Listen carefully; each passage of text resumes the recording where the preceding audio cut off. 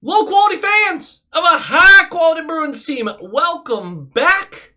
It is time. It is time for that video every year which people don't agree with or really do agree with. It is the video that should be a podcast, but it's not because this is probably going to take an hour, which we love anyway because it's fun. We have over 30 names that we're going to mention for trade deadline targets. The idea of what the team is going for has changed. The first thing we're going to talk about is what the Bruins' actual objectives are. What the Bruins aren't doing will come after that. What we actually have to utilize as trade bait. And then we'll get into the players. And we're going to do it in a bit of a different way this year. We're going to kind of go by teams that could be trade partners. But we'll explain all that in a bit.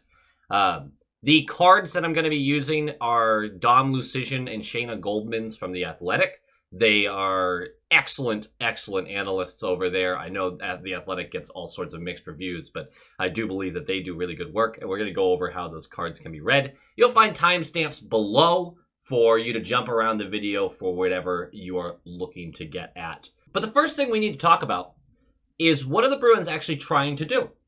What's on the docket for them at the trade deadline?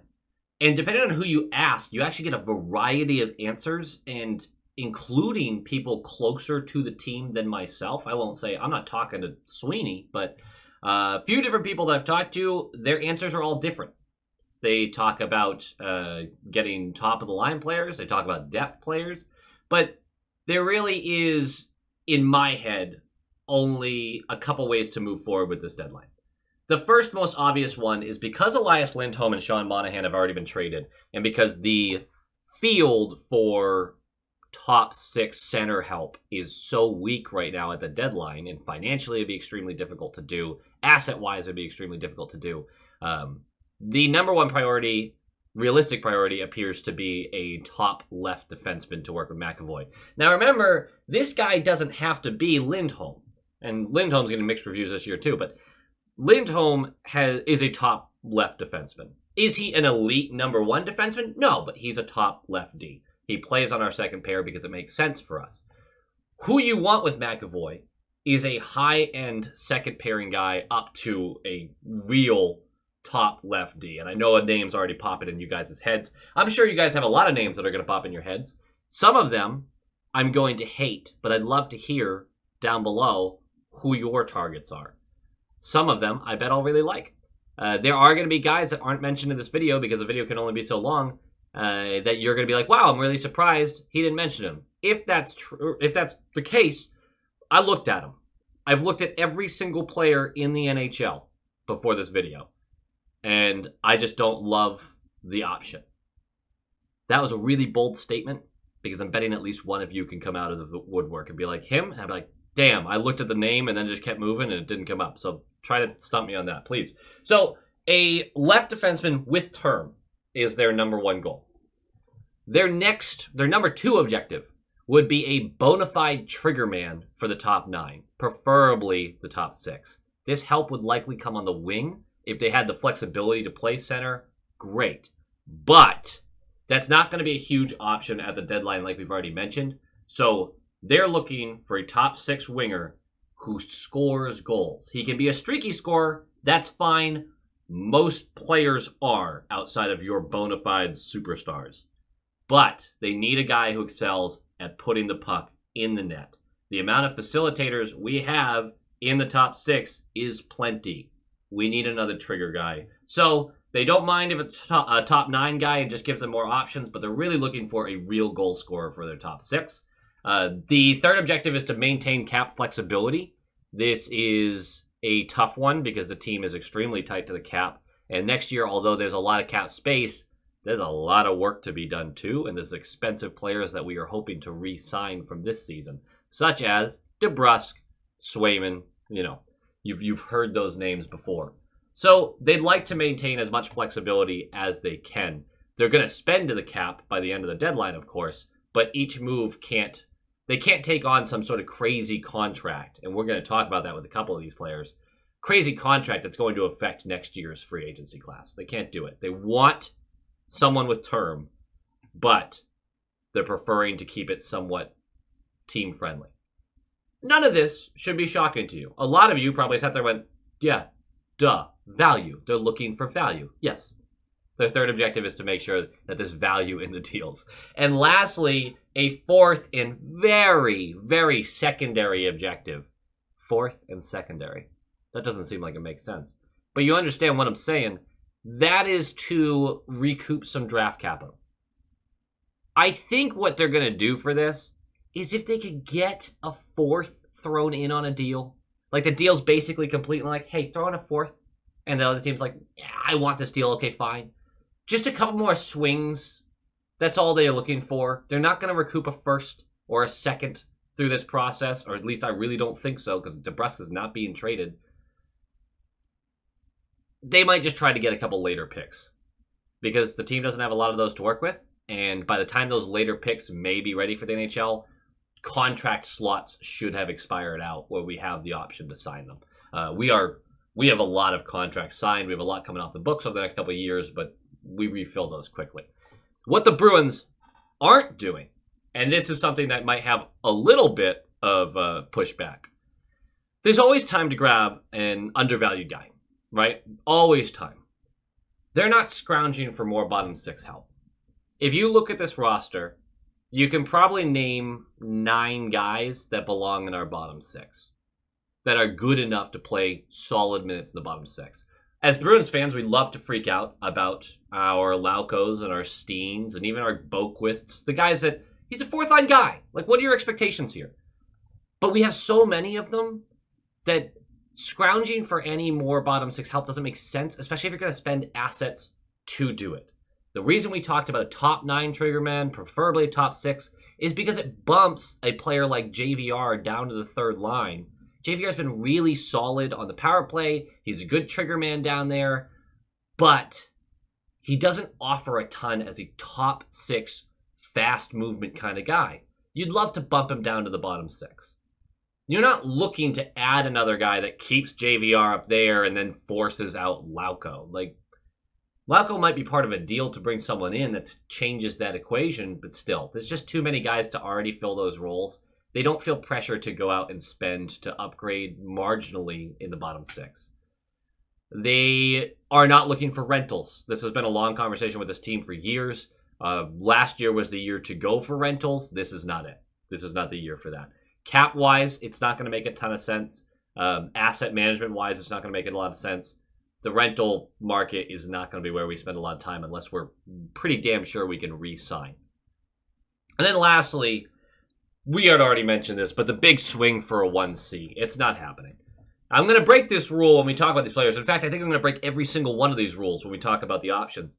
But this is just not out there, is the problem. Go through every single team and ask yourself, with every true 1 or 2C on those teams, a guy who could be a 1C or a 2C on a championship pedigree team, go through every single team, and either they're not as good as Coyle and Zacha, because there's teams out there with centers not as good as those guys. They are not going to be traded by those teams because they're too important to that team. Or it's literally financially impossible to pull off. Asset-wise and cap space, it's not going to happen. There's less than a 1% chance, so why are we even talking about it? I don't know. I'm going to talk about it later, though. I'm gonna. As for what we have to give up, you'd be looking at, the 2025 first, any smattering of picks behind that, of course, but that's probably what teams are really looking for. I think if there was a really smart team out there, they'd love to take a look at our 2026 first. Not because I think we're going to be a total mess by then, but if you look at where the team might be a couple years from now, that's a swing worth taking.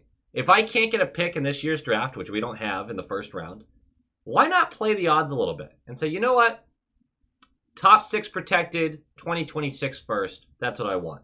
The odds of that being between 7 and 15 really aren't terrible. A lot can happen in a couple of years. Sure, it could reverse on you, but I think it would be interesting. Either way, so picks are on the table. They prefer not to do it, but that's part of your collateral there. Lauko and Beecher, young players that some team might covet as having a lot of upside. There's some debate about how much upside these guys really have, but other teams have their scouting programs. If they like them, those guys should absolutely be on the block. Some of you have mentioned DeBrusk. I think you're going to have a hard time upgrading from DeBrusk's position. I know we talk about him being streaky, but I mean, most guys who aren't superstars are streaky. That's just it. And he plays an excellent 200-foot game. He's been very good defensively. So I don't think DeBrusk is going to be one of your trade chips. Lysell is going to be for some sort of massive deal because he's been on fire lately. He's looking like a point-per-game guy down in the AHL. They might really covet him as a middle six. We'll see how high he can get kind of guy. But they don't want to move Lysell. It's possible. Patra is going to only come out in some sort of massive swing. We'll talk about a couple of those. But really, you're looking at some of your depth guys being Beecher and Lauko picks. That's about all you got. That's about all you got. If you want to move Lohrei, if you want to move Lysell, if you want to move Patra, it's for a real deal that pushes this team into, holy crap, this is a legit cup contender. And of course, your other prospects, but none of them are going to be very highly, they're not going to be worth a lot to another team. Merkulov, although he's been really good in the AHL, there's some debate about whether that will translate to the NHL. The Jelvik is having a great college season. Kuntar is out there. Harrison. These are guys that might get moved as throw-ins on a deal, but I can't imagine a team is desperately trying to grab at them. So let's talk about how we structured this today. In previous seasons, I have gone with hey, here's what fits for forward help. Here's what fits for defensive help. Here's the goaltending help, even though we haven't needed to talk about that one. This year, I'm a little more team-oriented. And what I mean by that is I went team by team, and I looked at their options. And I eliminated teams as trade partners. There's a list of 11 teams, I don't know why I said 11, 14 teams that are non-trade partners. And that is either because they are not selling or they're not selling anything that fit our current needs. I'm just going to list them. 15 teams. The Kings, the Canucks, the Blackhawks, the Maple Leafs, the Blues, the Coyotes, the Devils, the Golden Knights, the Jets, the Avalanche, the Oilers, the Stars, the Panthers, the Tampa Bay Lightning, and the Red Wings. With the large majority of those, you can very much understand they're not sellers. They're not going to help out with anything that's going on right now in this season. They want to keep their talent right where it is. Why would they move off of it? The other teams, such as the Red Wings or the Blues or the Coyotes, teams that are on the fringe there that are trying to make a push, most of them just aren't in the business right now of pushing talent out of the room. They want to make a push this season. They want to see if they can get close. If they're anywhere close to a playoff spot come the deadline, they're not going to be big sellers, although some of them probably should be. But I don't love the options. I know Perron's going to get thrown around. I don't like the option. And then, of course, the Blackhawks just simply don't have anything that we want. They don't. Other than, like, bottom six help that we've already talked about, I don't like those options. And then you jump over to teams that have options, but I hate the option. That would be the Hurricanes reportedly have Tony D on the trade block. I don't think Tony DeAngelo fits and makes any sense for this team. The Flyers, the surprising Flyers, Scott Laughton has been kind of dangled out there. But I don't love the player, and I don't think that makes a lot of sense for us. Washington Capitals, they've got Kuznetsov and Mantha. Kuznetsov just went into the player assistance program, which hope he gets the help he needs. And then Mantha, I think, shrinks in big moments. I don't like the options. So another 3 teams that there's just not a lot of interest in. And then I've got 3 teams that I love these options. But either the cost is way too high, or the team's likely not going to move them. That's the Sabres with Middlestat, who really like 25-year-old RFA. He's playing top 9 center right now. He bounces around the lineups a little bit. I would love to grab him. The cost would be astronomical. And I just don't believe the Sabres are really excited to move on from him, although there's been rumors floating around about that. The cost would be just insane. The Islanders with Romanov. I think he would fit in as our McAvoy partner pretty well. But why would they trade him is the question. They're also trying to make a push. Should they be trading some of these guys? Yeah. They also paid a pretty decent chunk to get him. So they automatically value him at that rate. They'd want at least a first plus a prospect back. that cost is going to be too high for an upgrade that I don't think is substantial enough. And then the Rangers. And the Rangers you could easily fit into, like, why would they be sellers? But Capo Caco's name keeps coming up in trade rumors. Problem is, it's two things that worry me about this. He hasn't played great. And when a player has that high of a pedigree and they're underperforming and that team is ready to move off of him, because not only is he underperforming, but he's underperforming with a support group, with the support around him on the ice, that surprises you that he's not performing better. He's playing with dangerous enough players at times that it's surprising he doesn't end up with more space or he doesn't make more plays, because it should be just a little bit alleviating on his game when you have these other highly touted scorers near you. So it worries me when Kakko can't keep up with those guys. It also worries me that he's going to be traded based on his draft position, which was second overall, rather than on his player performance. He's very young. He was drafted very highly. We're still in that range where they're traded based off of that. The cost is going to be too high for a decent little risk there. And then, of course, Erik Gustafsson, who I really like, and he's playing on their third pair when that whole line is healthy, when that whole defensive core is healthy. But I just don't see why they would move off from a valuable depth defenseman like that when they're going for the cup. So that one doesn't make sense either. So that's 3 more teams you can eliminate. That leaves us with 10 teams to break down as trade partners. And the easiest one is the Minnesota Wild. We're going to start right there because they have one option, and it's Middleton. And this guy, to me, is not enough of an upgrade. It should be a really easy conversation. But the reason I start here is because not only is it easy for me just to go, doesn't exactly fit what we're trying to do here. We're going to go over the cards that you're going to see pop up and how to actually read them real quick. Again, if you already know, you can just skip over to the next section. But this is the card for Middleton. At the top is an offensive and defensive rating compared to the average NHLer at that position. So a -1 offensive rating is a slightly below average offensive impact player. A -5 is a bit more substantial. Individual rankings, which is your second row, is their individual impact. The left column being what they are currently on the pace for, what to end the season with goals, assists, whatever that may be. And the right column are what the analytics say they'll likely end up with based on what they're doing on the ice. The on-ice row, which is the third, shows how the team performs with him on the ice. A -6 in goals means that team is on pace to score 6 less goals than they would if an average defenseman was on the ice with them. The -14 is allowing 14 more than they would with an average defender on the ice. Lastly, in the bottom left, you will see contract value. That one's pretty explanatory, but they either bring surplus value or they don't compared to the average NHLer. But there is one big asterisk here. Middleton is playing 21 minutes a game. Some players, we get to take into account that their minutes may be easier here or they could be harder. For Middleton, if we talk about the player, I assume he gets moved with the low cap hit and steady hand, even with the numbers looking pretty abysmal on a team that can't seem to get a save from their goaltenders. The team itself seems to defend pretty well when you break it down, but they spend so much of their time defending, they can't seem to possess the puck. That goalie's continuously let in the probably wants that one back goals, maybe just based on fatigue, I'm not sure, but it hasn't been pretty. Middleton should end up on a team that needs an upgrade to their second or third pair, but if we're looking for someone who knocks Grizz down the lineup, I just don't see it being him. He would be a cheap fit. He'd be an easy grab in my opinion, but it doesn't actually make this team better, and I have trouble giving up assets for more of a lateral move, in my opinion. Next team on the docket is the Nashville Predators, who have 2 options. They should start selling off a hell of a lot more than that. But the first one's Ryan McDonagh. We talked about him in the past a few times, and he wouldn't be a rental. Still got 2 more years on this deal, and is still playing some damn fine hockey.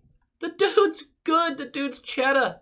Great responsibility in the defensive zone. Shifts players with his first pass. Understands how to work a defense in transition.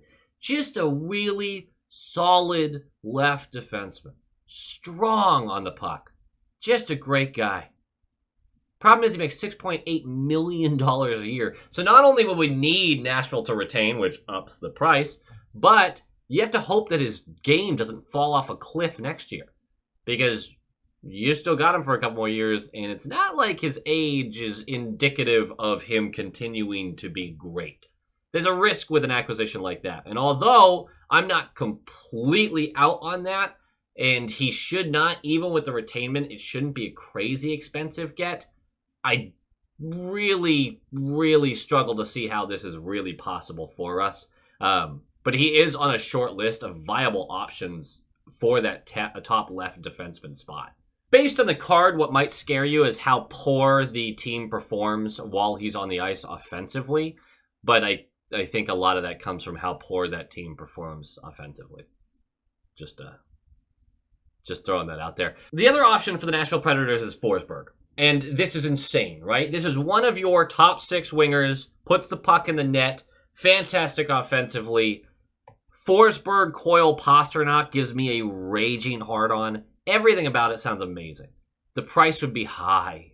The price would be so high. And it's another big contract that will age poorly in about 3 to 4 years, which we're not really all that concerned with. And I very much doubt that the Predators actually want to move the guy, right? They want to be competitive soon. They're still sort of competitive this year. But it's my video, and I get to bring up unrealistic things sometimes. This won't be the only one. He would fit immaculately. The money makes it almost impossible to bring him in until the offseason. But if you could find a way to make it work, this guy gives us a huge boost. And I'm just curious what they're actually doing in Nashville. I make that call. I make that call all day. Just being like, hey, what are you trying to do here? What are you trying to do? If you're looking for a first and Lysell plus a role player, yeah. Cost would be higher than that because retainment would be necessary. But I make the call just to see what's going on. And if you bump over, speaking of calls, just to see what's going on, the Ottawa Senators is our next team with Shane Pinto. Another guy that we've talked about. The call is going to be made. He's an RFA at the end of the season, so he would remain under team control. But this really only works if he's trying to force his way out. If something about this whole situation this year makes him go, screw Ottawa, I don't want to be here anymore. And the agent has to know, this might be why. His agent has to know that arbitration, being an RFA, arbitration won't go well for him this year. His talent deserves a real contract. It does. And if the Bruins brass believes that this guy is a true second-line center for the next 8 to 10 years, I don't mind moving really whatever we got to move to get him that isn't affecting the current team. There's a Patra deal in there somewhere that's a scary deal, genuinely. High risk, high reward with this. They have to know arbitration isn't going to go well. And if the Senators go, this is great. He gets suspended for half a year. This year's total fucking bust. Not great, but we take him to arbitration all day. And the arbiter is going to be like, you missed half the season because of off-ice conduct. Whether that's fair or not, I don't believe it is, but that's how that meeting's going to go. He's not going to get the money that he probably deserves or wants. If he's trying to force his way out and the Bruins can kind of be like, hey, we have the money to pay you next year, pay you like a real amount, I don't know. There's a deal in there somewhere.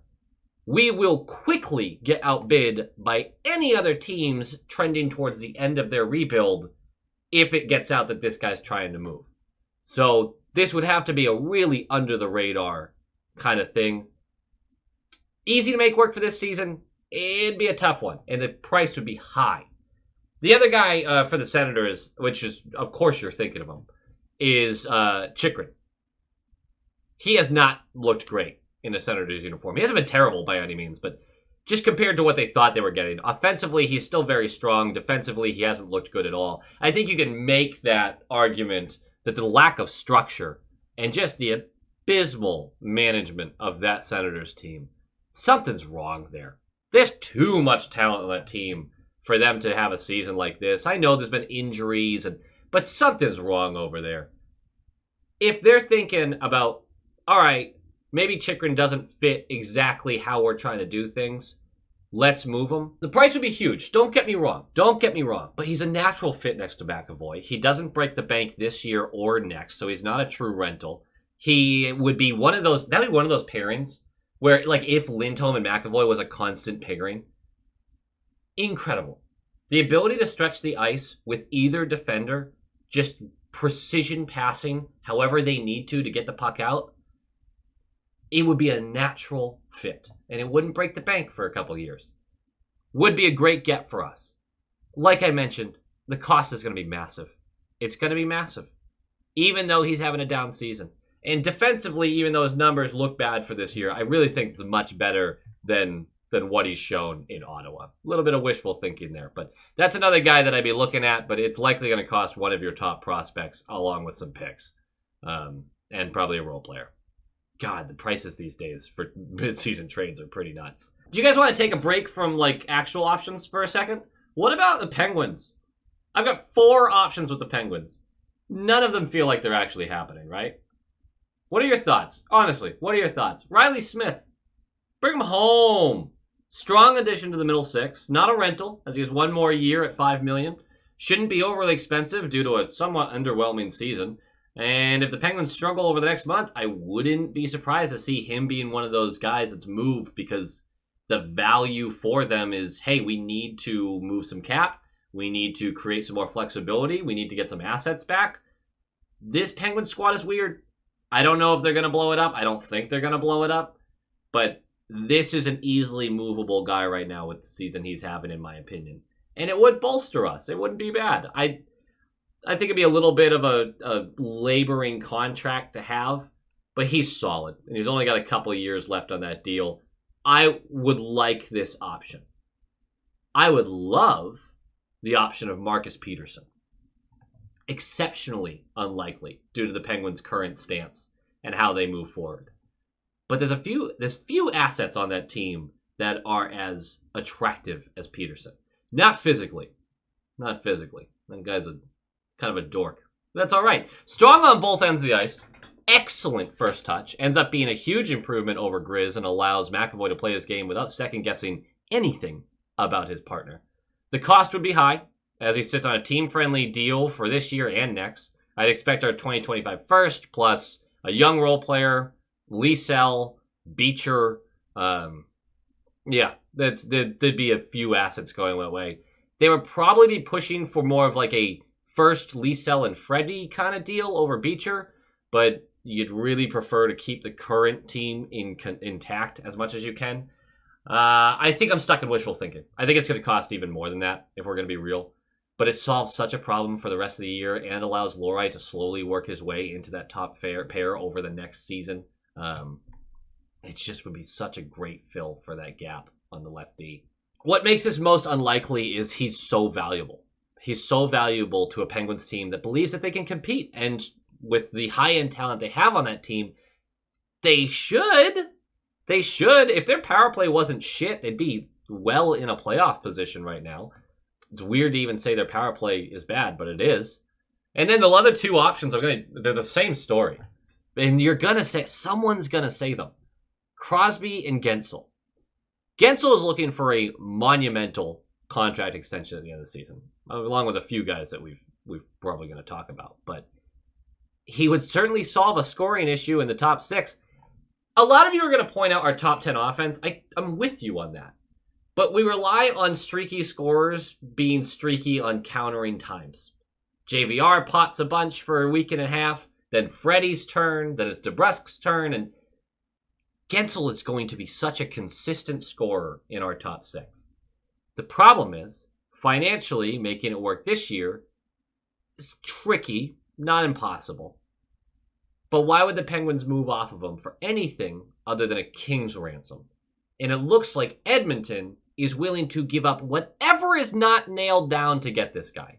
Every report I've seen is Gensel to Edmonton. Every single one.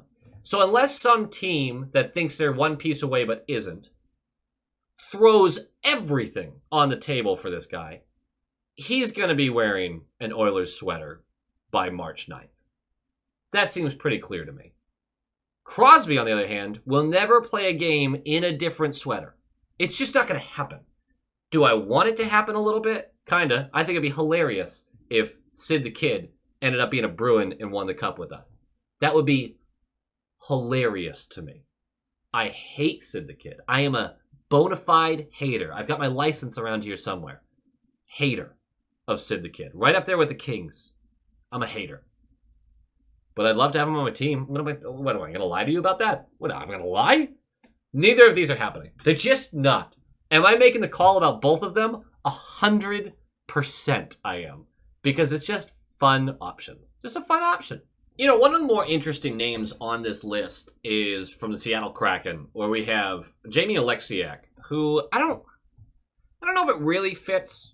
I feel like I have to talk myself into it, but by the time I'm done talking myself into it, he's kind of like one of my favorite options. Like I like Oleksiak's game. He's dependable defensively, takes a few too many penalties, but is given difficult assignments and seems to keep the ice steady when he's leaned on.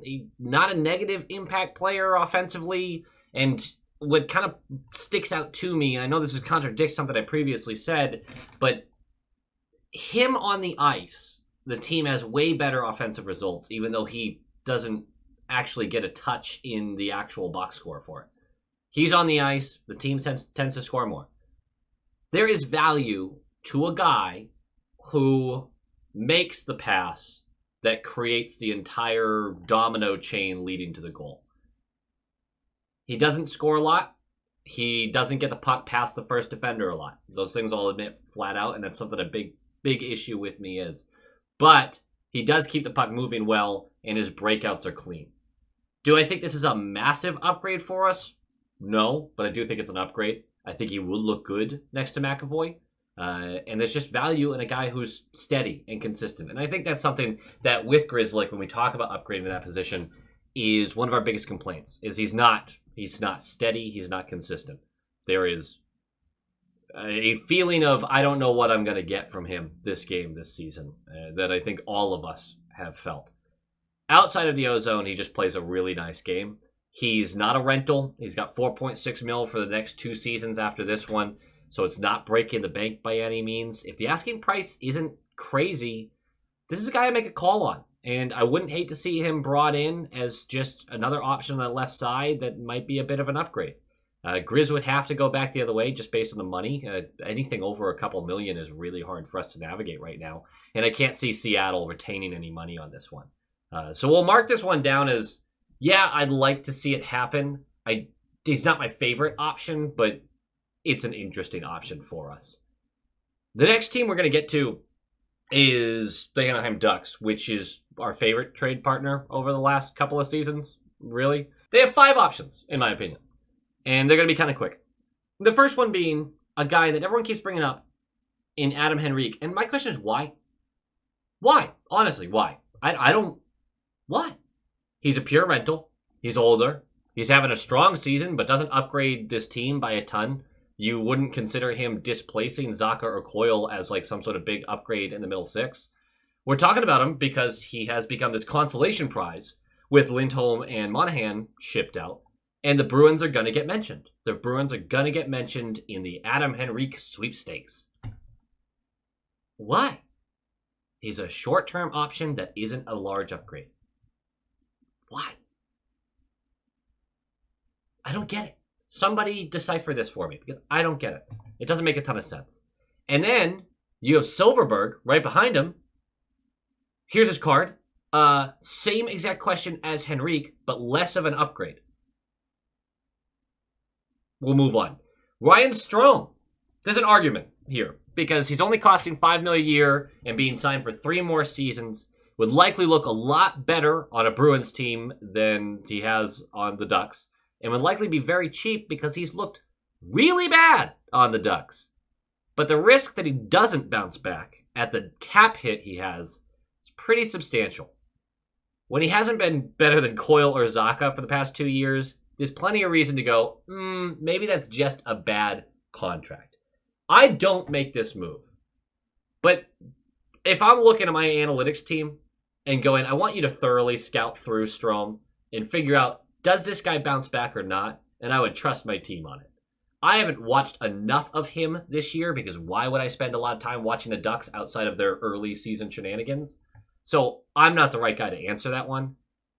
Strome is a guy that you should at least take a look at, but he's probably not my move. Frank Vitrano. You're asking me to buy high on Frank Vatrano's career year?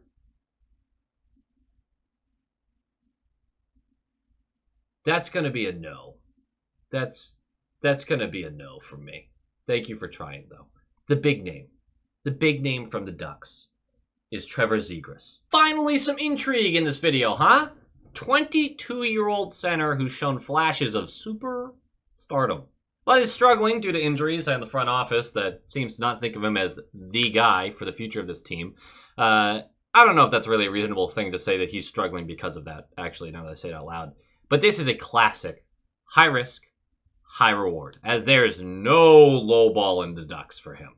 He would at very least cost your 2025 first, Patra, Freddie, and one of Lohrei and Liesel. Maybe another prospector pick in there too. That's a lot. Here's the thing. If he maxes out his potential, you just grabbed your all-important franchise 1 seed. If he doesn't, well, you just gave up basically everything you had in the farm so that you could get a middle six scorer who's going to struggle to play the system that the coach implements, because that's one of the bigger complaints about him. Personally, I'd stay away from it. But if that deal is a little lower, if they went, oh no, we'll take a first and Patra for Zegras. Never, in no way are they doing that. But if that's what they wanted to do, that's something I pull the trigger on. This guy has way too much potential to sit on your ass about it. Is he a perfect player? No. Is he a sure thing? Absolutely not. I really think he's going to look a lot better on another squad. Change of scenery might be a big thing for him. It's worth making a call. How much are you willing to actually give up for this guy? It's not the first package. I don't think I'm there. I feel like I'm trying to make a quick fix, just spend everything, get this guy in the door, and I'm not even sure about him. But, man, is it tempting? It's really tempting. The Coyle-Zacha tandem is not... They've been great this year, and our offense has been really solid, and there's just so many numbers that make you go, we're overperforming in some ways. There's some concerns. It's a fun call to talk about, though. The Sharks are your next team. The West Coast, man. Just start picking them dry. Seattle, Anaheim, San Jose. The first guy I want to talk about, and this is just for me, you can skip this part, LeBlanc. I've said it for every year in the past 3 years. He breaks the depth rule that I made earlier, but this guy belongs on a contender's third line. I swear he is not as bad as the Sharks have made him look. That being said, he's been butt cheeks for a couple of years now. He has been. He's been forced out of lineup multiple times, healthy scratches. I think he's an excellent addition to a team's third line. I think he's really good. And I don't have a lot to back that up at this point. You'd likely get him for free. I watched this guy be such an important addition to lines to really push the puck up ice. And he just was never trusted. And the little mistakes he made turned into molehill to mountains. I think this guy belongs in the NHL on a third line on a really good team. If they're giving him away, I'm making a call. That's all I'm saying. I'm making a call. The next thing we're going to bring up, I'm only saying because one of you assholes is going to mention him. You're not an asshole. I love you. Platonically. Mike Hoffman is not a winning hockey player. I don't care what anyone says. I don't care about the years with the Sens and all those points he scored. He's a good stats, bad team guy. He's an NBA player in disguise. He will get his points. He will skate around. That's it. Never, ever suggest him as an option in a Boston Bruins sweater. He is not a winning hockey player. He would crumble under the weight of the spoked B. Responsibility, 200-foot game, play for the team. Absolutely not. Mike Hoffman is not a winning hockey player. He belongs in a Toronto sweater, not a Boston sweater. Don't mention him to me. Don't do it. Duclair is one of my favorite options. This is an option that I really, really like. I don't think he'll be very expensive. I think he's looked at as a guy to just kind of get out the door, get a couple of assets back, some mid-round picks, maybe a depth prospect, a B prospect. He's a strong offensive game. Should make our transition game even deadlier, where I believe about 30% of our goals come from that. But the way he plays with speed, his vision, He can play anywhere in your top 9. And I think he would look particularly good on a line with Freddie and JVR. But I can see him working well with a lot of our forwards. Defensively, he certainly has some issues and would likely be a rental, which is a bummer. So he's breaking a bunch of rules here. So the fit isn't perfect. But I can't imagine the price being ridiculous. I really can't. A middling pick and a middling prospect. Someone with a little bit of upside that you could send their way. I would trade Beecher for him. I wouldn't be worried about that at all, but I'm not a big Beecher guy. I think Beecher's going to be a good fourth liner in the NHL, but I think that's his ceiling. I think it would be a nice way to add a little talent for this run. If you could extend him for a reasonable price, great. But this is a guy that I'm making a call on, and I really think he ends up in a Bruins uniform. I think this is a guy that we grab, honestly. I told you I was going to break some rules in the beginning, so you can't be mad at me. You can't be like, hey, he breaks like 4 of your rules. I don't care. He's one of my guys. Another one of my guys, the guy. If you've watched this channel for the past couple of years, Tomas Hertl is a name that you heard. I'm sorry. I know. I felt the collective groan. I felt it. I genuinely apologize. He's our 1C, man. He's a real 1C. This year he's struggling because everybody on that Sharks team is. He's great offensively. He's solid defensively. He would look so good next to Pasta for the next 6 years. His contract makes it virtually impossible to get this done mid-season. I'm still making that call in the offseason. Are they going to ask for a crazy amount of assets for him? I don't know. I don't know how much are they like, hey, do we need to get him off the team to make sure we bought him out properly? No, there's value there. He's going to cost a first. He's going to cost a good prospect. He's going to have a real package come back for him. Almost impossible to do midseason. But damn. I wonder where the Sharks are with this guy. You should suck right now. He doesn't fit your time frame at all. He's 30 years old. You guys aren't going to be good in the next couple of years. What are we doing? You're just wasting his career. Come on. I'm just begging. Give him to us. Just come on. Look, here's the truth.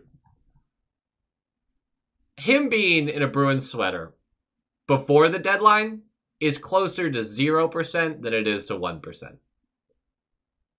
But I'm making the call. That's all I'm saying. I'm saying that about a bunch of these players. I'm making the call. I think he's brilliant, and I want him. I want... It's so rare, I feel, like we get these trades for a guy who's an excellent player, but has a billion years left on his contract. A contract that the last couple of years of probably aren't great, right? But the teams never trade for this guy because that other team goes, well, we could be competitive in a couple of years. He could be useful. Really? Do you think the Sharks are going to be competitive in a couple of years? Honestly? We never see these trades. A guy with 6 years left on his contract who's a top 6 guy, move him. Move him to us. Specifically to us. Give him to us. Please, future considerations? You want to talk about the Habs? Because I don't. But I do want to talk about this one player. Mike Matheson. Insanely expensive. You can put him directly in the same category as Marcus Peterson. This is exactly the type of team-controlled, hole-filling upgrade that the Bruins are hoping to score. Matheson's offensive game has been fantastic the past couple of seasons, and although he has some holes defensively, the primary purpose of him would be ozone and power play. There's some pause, as the power play has already been pretty impactful this season, and you'd hate to force McAvoy to be looking over his shoulder, something that I've criticized other defenders on this list for. But I believe he's a big upgrade over Grizz. I think he'd be a more stable partner for McAvoy than what he's currently working with. The cost is probably too high for us to truly consider it, but he's definitely a guy that fits the mold of what this Bruins team needs. And I'm wondering, for Montreal, him being 29 years old, where do they see him future-wise? Are they going to try to just gain assets? He is not a true rental, so is there a deal that can get made that doesn't break the bank? It's definitely a guy that I'd be considering. I really scoured through the Habs a lot, and that's about the only deal that made sense in my brain. Something that helps the Bruins, but the Habs may also be willing to do. His price would just be very high. And then you get to the last 2 teams. And they're 2 teams with multiple options, but they're on just the same wavelength of it's a change of scenery trade, right? The first one is the Calgary Flames, who have Nazem Kadri, who is a great 2C. He's a great 2C, genuinely excellent offensively, plays a hard-nosed game, defensively is solid. He's not going to wow you, but his numbers are strong. If the only thing with him is if I'm going to give up the kind of assets that Calgary wants for this guy, for a contract I know is going to age poorly and has many years left on it, I'm just going to spend the extra for Hertl, right? Like, if you're already going to give up all these assets for a 33-year-old who's a really strong 2C, it probably doesn't take that much more to get Hertl from the Sharks, right? Obviously, Hertl's the better option. At that point, though, with the amount you're giving up, solve the problem. Truly solve it. Boom. 1C. Done. For the next 6 years. Done. Kadri doesn't fit that mold. But I bet he's a player that teams are calling about. The other couple of interesting guys, we've got Kuzmenko, who they just acquired from the Canucks. The card still says the Canucks on this. I like this idea. I didn't like the idea a week ago, but I've started to see it in a different light. You have a chance to bring in what should be a consistent middle six scorer, a middle six 20-goal scorer. Every year should probably hit around 20 goals. Obviously, he's not on pace for that right now. This guy will never hit 39 goals again because he had an almost 30% shooting percentage that season. If a more normal shooting percentage that season, he's probably at like 16 goals. The guy has the talent to be an excellent trigger man, though, in the middle six role. With real players around him, fitting a system that benefits him. There's some concerns. Wait, why is Vancouver playing so well, but you couldn't find your way into that system after having a almost 40-goal campaign, regardless of the parameters around it? Is there some risk here? Absolutely. But if the Flames are just trying to asset management this and kind of flip him at the deadline for another couple of assets, I think it could be a good little get for the Bruins as a depth option. Again, we're breaking rules a little bit here. And it's not like he's signed forever. He has one more season on a deal that's a little too rich. I don't know. I think that's a really interesting take. I assume Calgary wants to have him for that final year. Hopefully they can bolster his value a little bit and then ship him out for another haul, much like the Habs just did with Monahan. But it's definitely a guy that you would be considering. The other two for the Flames are defensemen, as you would expect. Tanev is a name that a lot of people have been mentioning to me. Honestly, guys, why? He's going to be coveted by teams who want that hard-nosed defender, steady, eats minutes against other teams' top lines, defensive defenseman, isn't a disaster offensively by any stretch of the imagination. He's also a true rental, will cost more than you want to spend on him, and he plays on the right side. I don't know why that would be a Bruins fit. I don't really get that one. I like the player. It just you're spending a lot to upgrade the third pair, man. Like a lot, because McAvoy and Carlo aren't going anywhere. But there's one you like. There's one that you really like, that you're real excited about. Noah Hanifin with an extension. That's the trick, right? With the extension. He is the guy. He'd be an excellent partner to McAvoy because he excels in every aspect of the game. He's a huge upgrade over Grizz. He's really good offensively, really good defensively, strong on special teams, but doesn't require power play time by any means. To get him, it's a 2025 first, the 2025 first that we have, and a prospect would have to be included. The prospect depends on, is Hanifin forcing his way to Boston? He doesn't have a full no movement clause, so he can't truly force his way there. But if he goes, I'm only extending with Boston, I will not be part of any other team after this season. Because they can still trade him wherever, but he could tell that team, like, I'm not re-signing with you, I'm going to Boston. Helps our odds. And all of a sudden, that's a 2025 first and a B-level prospect. Not bad for a guy that you would love to have on your team long term. There is a concern. How much money does he want? You currently have, next year, you have McAvoy at 9.5. You've got Lindholm at 6.5, right? 6.5. Carlo at 4.1, I want to say. I don't have the numbers right in front of me.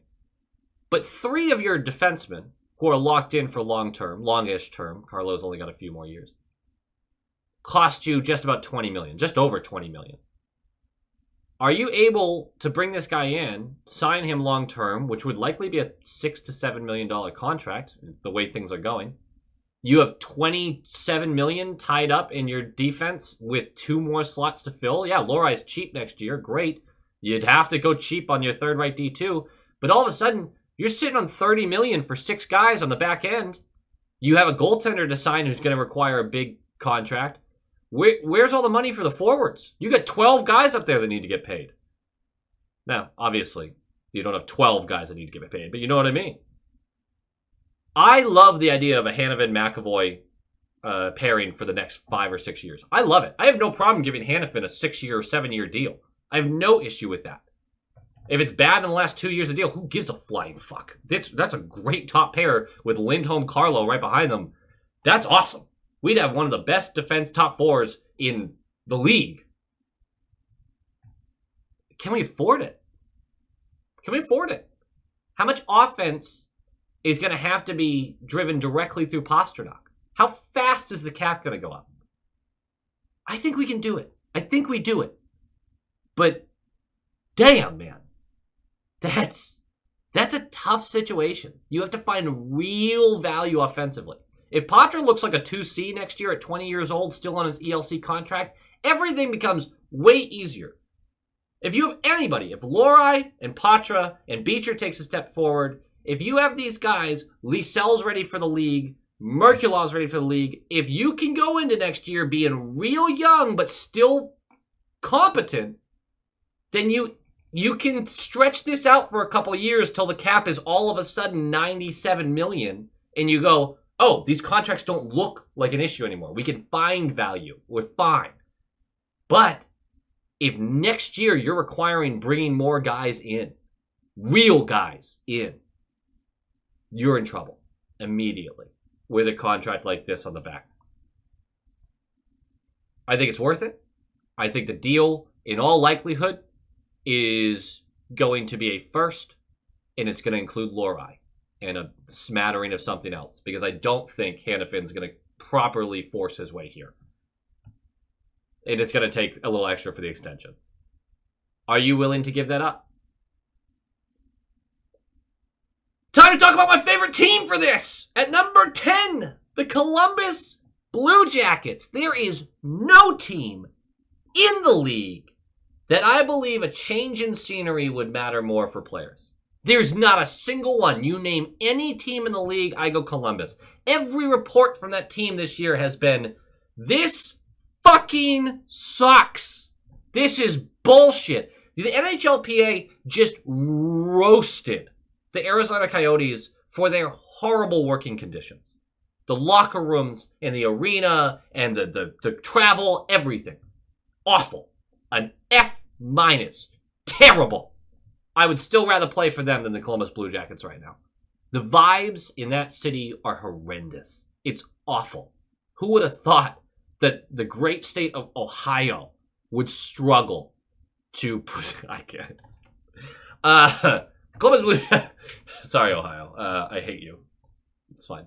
Not everyone in you. But you as a place. I'm just not a fan of Ohio. The first name I want to talk about is Provorov. I genuinely don't love this one. I think he makes... This is going to contradict some things. I think he makes McAvoy look over his shoulder a bit too much.